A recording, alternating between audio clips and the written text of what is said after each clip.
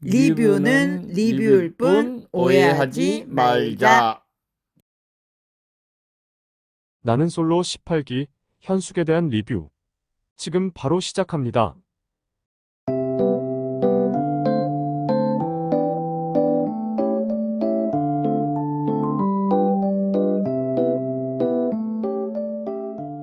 이번 리뷰에서는 먼저 현숙이 어떤 사람인지에 대해서 간단히 알아보고 그녀가 도대체 왜 나는 솔로에 출연했을지에 대한 얘기를 좀 해볼게요. 현숙은 어떤 사람일까요? 그녀는 91년생이고 사는 곳은 서울 송파구. 그녀는 굉장히 세련된 느낌의 스타일링을 하고서 첫 등장을 하죠. 직업은 핀테크 기업에서 데이터 분석가로 8년째 일하고 있다고 합니다. 독립적인 성격을 가져서 혼자 잘 놀고 혼자 여행도 잘 다닌다고 하네요. 사전 인터뷰에서 그녀는 자신의 인상이 조용하고 차가워 보이기도 하는데 알고 보면 남한테 말도 잘 걸고 솔직하고 이상하다 라고 표현하죠. 이상하다라는 건 자신이 남들과는 좀 다른 남다른 생각을 하는 사람이라는 말을 자기 객관화라는 필터를 한번 거쳐서 나온 겸손한 표현이 아닐까 싶네요. 그녀는 외고를 거쳐서 서울대 소비자학과를 졸업했다고 하죠. 굉장히 똑똑한 분이네요. 그런데 소비자학과가 여초학과라고 합니다. 남자분들 중에 공대남도 몇 분 있고 현숙, 영숙, 영자도 여초 집단에 소속돼 있었거나 현재 소속된 분들이죠. 그래서 이번 18기는 아마도 여초, 남초 집단 특집이 아닐까 싶습니다. 물론 외모적으로 뛰어난 피지컬 특집이기도 하죠. 좋아하는 남성상은 그녀는 자신이 욕심도 많고 하고 싶은 것도 많아서 야망 있고 꿈이 큰 분이 좋다고 하네요. 두 번째는 마음과 태도가 여유로운 사람. 세 번째는 현숙 자신에게는 없는 대단한 점이라든가 존경할 만한 점이 있는 분에게 끌린다고 합니다. 사전 인터뷰에서 그녀는 자신이 다니는 회사를 100배 1000배 키우고 싶다고 하고 자신은 100억을 벌 거라는 포부를 밝히죠. 대단합니다. 첫 등장 인터뷰에서 그녀는 몸이 두꺼운 사람을 좋아하는데 팔뚝이 두꺼운 한 분이 기억에 남는다고 말을 하네요. 아마도 영식을 염두에 둔 표현이 아닌가 싶습니다. 그녀는 취미로 헬스와 발레 그리고 자전거 타기를 한다고 하네요. 자기소개에서는 세 분에게 관심이 간다고 얘기를 했는데 첫날에 두꺼운 팔뚝으로 그녀의 시선을 끌었던 영식, 둘째 날의 자기소개에서 육순이남의 반전 매력을 보여줬던 영호, 그리고 몸이 두껍고 여유있는 모습이 매력적인 영수. 그 세 명이 아닐까 싶네요. 그녀는 누군가를 만나거나 어떤 일을 할 때는 Y에 대한 답이 있어야 한다고 말을 합니다. 그런데 말입니다.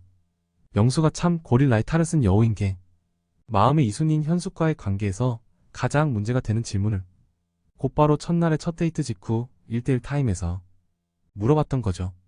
혹시 딩크이지 않나? 라고 그녀에게 질문을 합니다. 현숙이 대답하기를 자신은 화목한 가정을 위해서 일도 열심히 하는 거다 라는 식으로 어중간하게 대답하던데요. 그냥 속시원히 딩크는 절대 아니다 라고 직접적인 표현을 쓰면서 대답하지는 않았죠.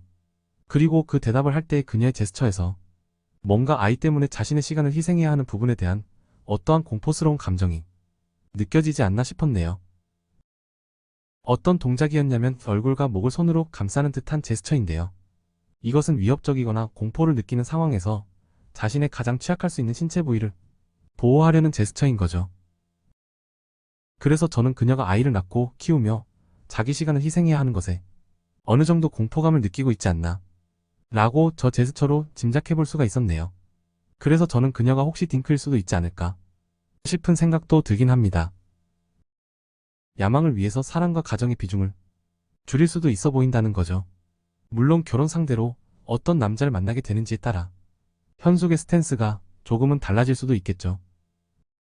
야망이 큰 남자를 결혼 상대로 만나게 된다면 오히려 뒤에서 내조하면서 남편을 위해 헌신할 수도 있지 않을까 싶네요. 그녀는 귓속말 데이트 상대로 광수와 매칭이 됩니다. 차박 데이트였는데요. 데이트 장소에서 그녀는 여기저기 사진을 찍더니 영자님에게 사진을 보여드려야겠다고 말을 하네요. 광수에게는 마음이 없다는 정중한 거절을 센스 넘치게 건네는 현숙의 대처가 참 현명해 보입니다.